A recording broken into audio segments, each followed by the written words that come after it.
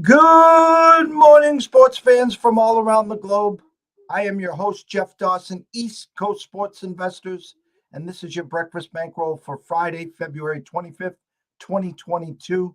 Just 3 days left in this month as we get closer to March Madness, and we're hoping baseball. Today, we are blessed and honored to have Bernie Fratto at Fox Sports Radio, who covered the 1994 lockout and is blessing ECSI and the public here today to give us the inside scoop on actually what's going on as we are getting closer to a Monday deadline, which on both sides says if there's not an agreement that regular season games will be missed. So without further ado, let's bring him on himself, the one, the only Mr. Bernie Fratto. Good to be with you, Jeff. It is fabulous to be with you. As I would say right now, the hell with the warm-up pitches. We're all lathered up. Let's go. What the hell is going on, Bernie? Well, as we talked before the show, this whole ordeal has special significance to me because I did cover the 94 strike. I was with WTK in Ann Arbor in Michigan. And this is fully what I expected. There are tremendous similarities between the angst and the tenor of the attitude between both sides in 94 and what's happening now. And you mentioned before the show that, after the 60-game schedule in 2020, can baseball afford to stub its toe again? Well, if you recall, they never agreed on anything in 2020. Rob Manfred had to exercise his executive powers and put forth a 60-game season. They didn't agree on anything then. And I was tweeting since June of 2020 that when the negotiations came around for the CBA after it expired January 31st, 2021, that this was going to be a war. And the reason I say it, frankly, it's not a negotiation. That it was going to be a test of wills, a game of chicken, a crusade, because players, the union, is every bit as angry now as they were in 1994 when on May 27th they voted to strike. On August 11th they struck and then ultimately canceled the World Series. And as we get into this conversation, I will lay out for you why this situation got to this point, and also why I believe it's probably a 95% chance they don't get this deal done by Monday, because I'll lay out 3 specific areas and I'll let you decide for yourself as I share the chasm in the 3 key areas, if you think it's reasonable that these knuckleheads can get together in a room and actually be congenial. It's hard for a diehard baseball fan, for myself, to fathom this in regards to Bernie. You look at it, billionaires versus multi-millionaires, however you want to skin this cat, and they're talking 1% and 2% here, whether it's the minor leaguers or whatever it is, less games, playoff revenue shares, however you spin this. It's a sport that the millennials haven't bought into because of the pace of play, because it's not quick enough. Who wants to sit at Fenway Park for 4.5 hours when you can go to any other sport, start to finish? You'd already be home by the time they're singing Sweet Caroline in Fenway Park. So this is just for the diehards like myself, a black eye, and enough's enough. I mean, stop them. There's no crying in baseball, Bernie. Well, actually, there's a lot of crying. Real quickly, just to digress and address what you said, the same thing was said in 94. The game was dead. It was too slow. But somehow they managed to grow the game from a $1 billion industry in 1994. It's currently an $11 billion industry. So let's start to unpack this. Let me give you a little history, because how did 94 happen? And if 94 hadn't happened, this wouldn't be happening now. The golden age of baseball was considered the 50s because the advent of television put the game in everybody's living room. Before television, the player's share of game revenue was about 35%. When television came into the fold, the owners didn't share any of that television revenue, and that player shares of revenues dipped to about 14%. That was a low in the 60s. By the time you got to 94, it wasn't even back up to 30%. So the players realized The game is growing, but we're not participating. And oh, by the way, the owners wanted a salary cap. That's what caused the 1994 strike. They ended up selling for a luxury tax. So now let's fast forward. The luxury tax has been employed by the owners as a de facto salary cap. If you don't believe me, just look at some numbers here. In 2008, baseball was a $5 billion enterprise. It's now an $11 billion enterprise. In 2008, the luxury tax threshold for every team was 155 million. It's currently 214 million. So the game's doubled, but the luxury tax threshold has only gone up 40%. Why is that? Meanwhile, you've had 4 straight years where cumulative salaries have gone down in Major League Baseball.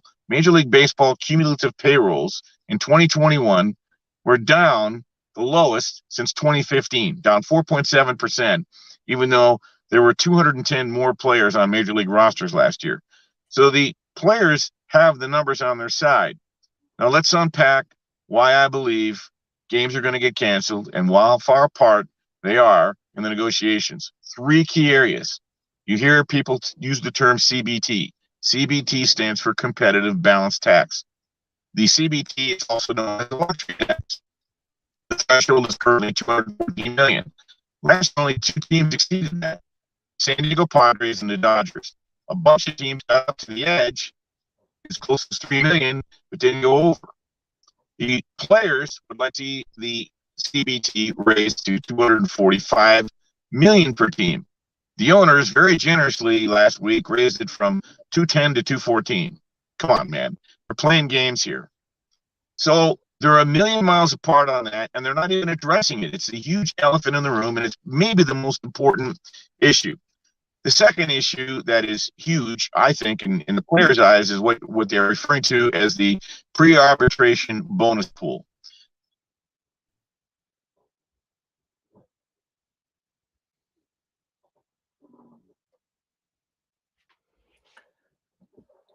Currently losing your Bernie with probably the Wi-Fi here. Bear with us, people.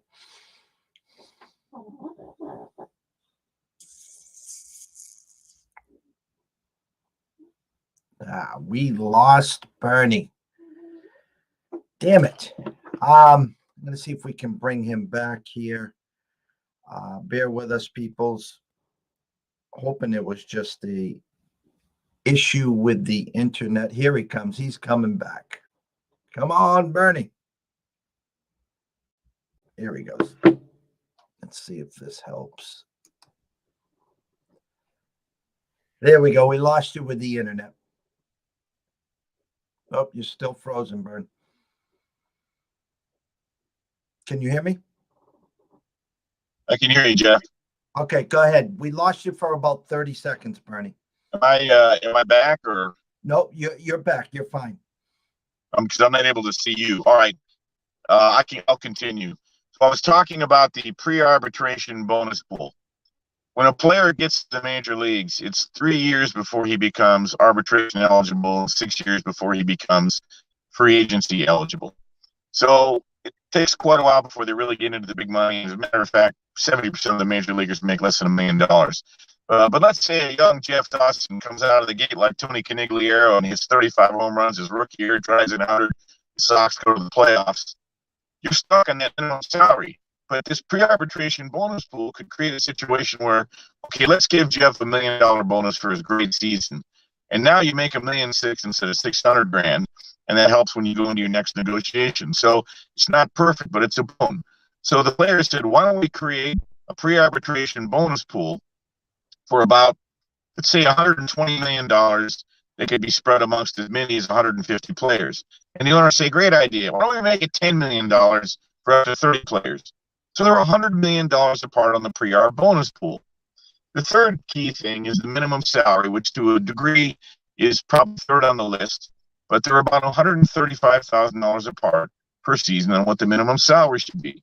So what it adds up to is a huge chasm of numerical differences between where the players' union wants to be and the owners will allow. And interestingly enough, baseball has been operating in the last 27 years in an econometric model that's working. The revenues have gone up Attendance is strong. Ticket sales are good. Merchandising, TV contracts are more lucrative than ever. And up until 4 years ago, the owners were sharing it, and it stopped. And it's going back the other way. That's why the players are so angry. It's a replay of 1994. And I'm going to add one more element here, Jeff, that a lot of people aren't talking about. There's a moral component here, and I believe the owners are playing dirty cool. You're still with me, right? I am here. Okay. You remember what happened with Chris Bryant in 2015, and it has to do with the manipulation of service time toward your free agency.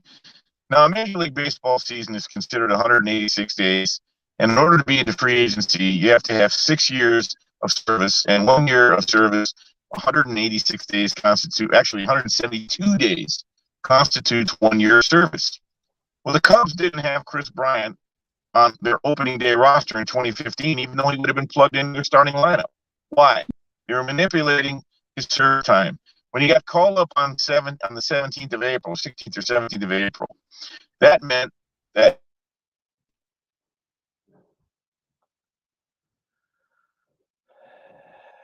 we lost him again, peeps. Just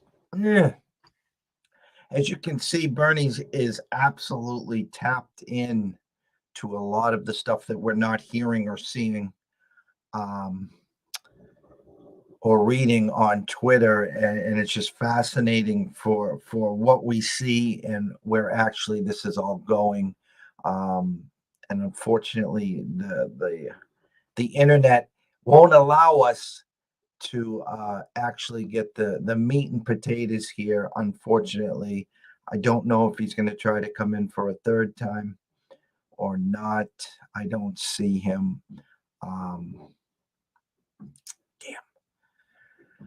Tried to get as much of the information as we could from him to get us up to speed for this weekend. There is a deadline on Monday. Both sides have clearly stated that if an agreement is not made there, that is an actual deadline, and that they will miss regular season games. And who knows at that point, once they start missing regular season games, how far it will go on both sides.